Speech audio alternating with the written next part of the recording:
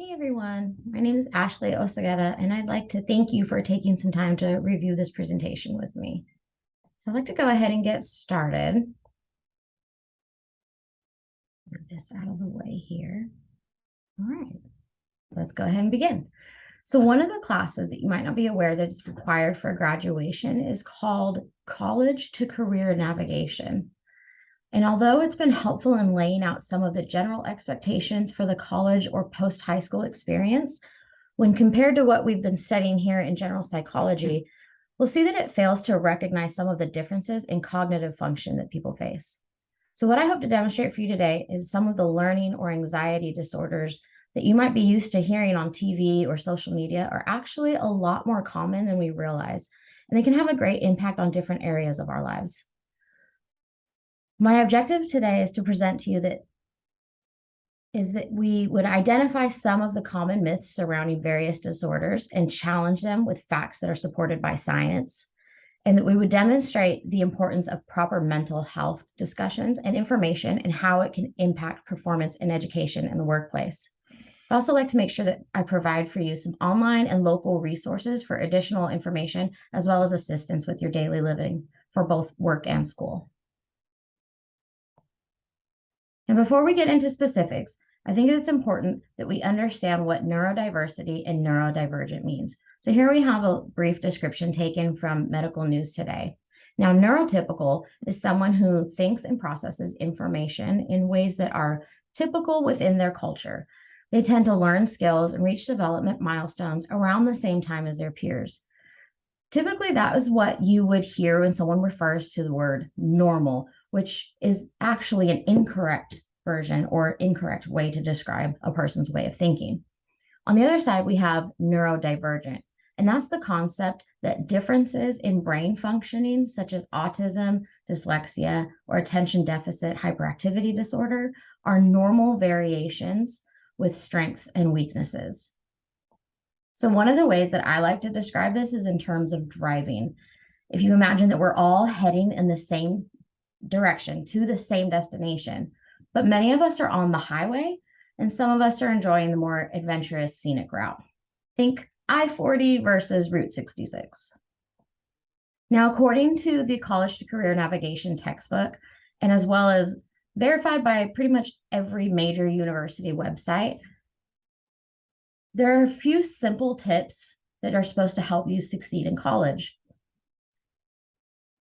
And the three most common are what I have listed here: having great time management skills, such as not procrastinating, being on time, being organized, investing in a planner, having a system and sticking with it, keeping your workspace clean, and working well with others, speaking up, being confident, listen without interrupting, and don't be afraid to ask for help.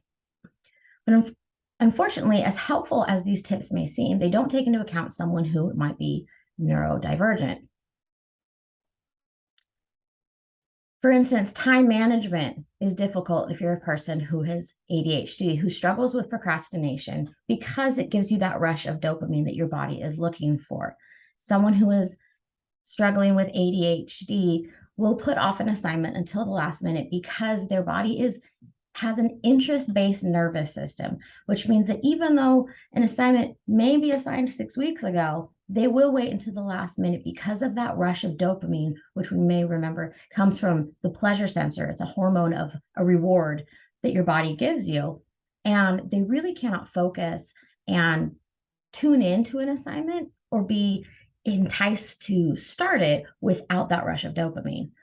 There's also issues of time blindness. You typically think of that with children who don't understand how long an hour is or how short a minute is, but that tends to also run into ADHD. Yes, you can easily get distracted and run down, the internet rabbit hole and things like that. Also, when you think of things like of obsessive compulsive disorder and how those obsessions and compulsions can captivate the mind and keep them from being able to do the things that they need to do on time.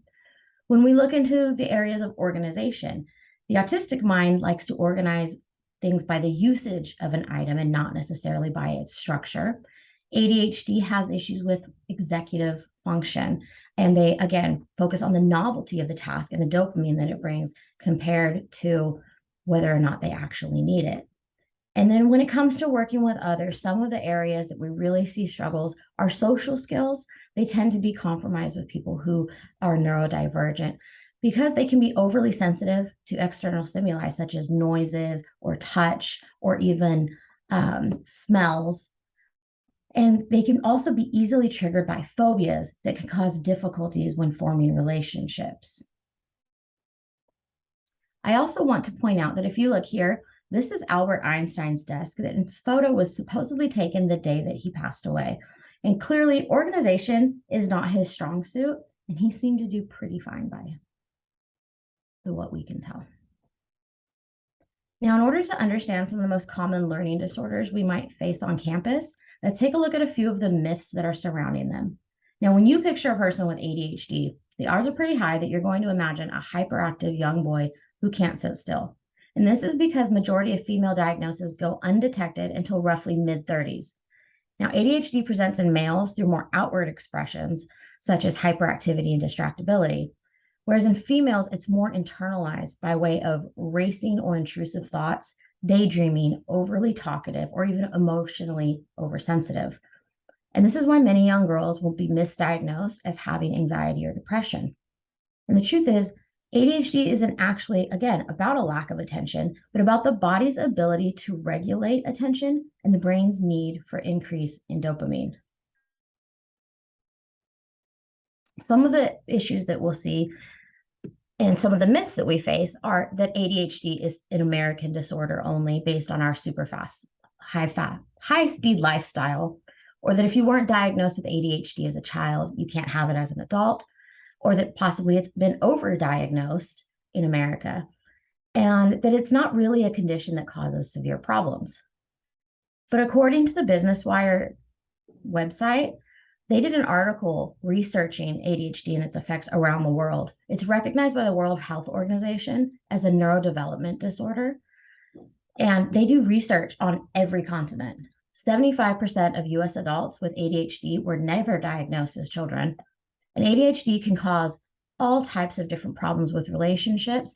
It can cause emotional and social issues such as anxiety and depression and financial and legal struggles, even leading to higher depression and suicide rates, struggles with passing certain levels of school, increased rates of dropping out of high school, substance abuse, and other co-occurring psychiatric disorders, unintentional injuries, and emergency department visits. And it's reported that although 17 million children and adults in the United States have ADHD, that breaks down to only 8% of children and 4.4% of adults. There's ongoing research indicating that these rates may actually be higher and that there are people who have been diagnosed but are not receiving treatment. When we look at the autism spectrum, now autism spectrum disorder, we tend to see media portrayals as people are either on one of two ends of the spectrum. They're either portrayed as highly developmentally delayed and nonverbal, or an extreme intellectual savant. Think of the Rain Man. There are also a wide range of myths surrounding the causes of autism, and this is why it's extremely important to verify all information through reputable and trusted clinicians. So some of the myths that we'll hear is that autistic people have no empathy or they lack feelings, that individuals on the autism spectrum who are nonverbal are also intellectually disabled, that most autistic people are, again, intellectual savants, or that autism is a result of bad or cold, disconnected parenting. Now we'll see the truth behind that, according to the autism empowerment movement, is individuals on the autism spectrum, they have feelings, they show emotion, and they do have a sense of humor. Autism spectrum is autism is a spectrum of differences and affects each person differently.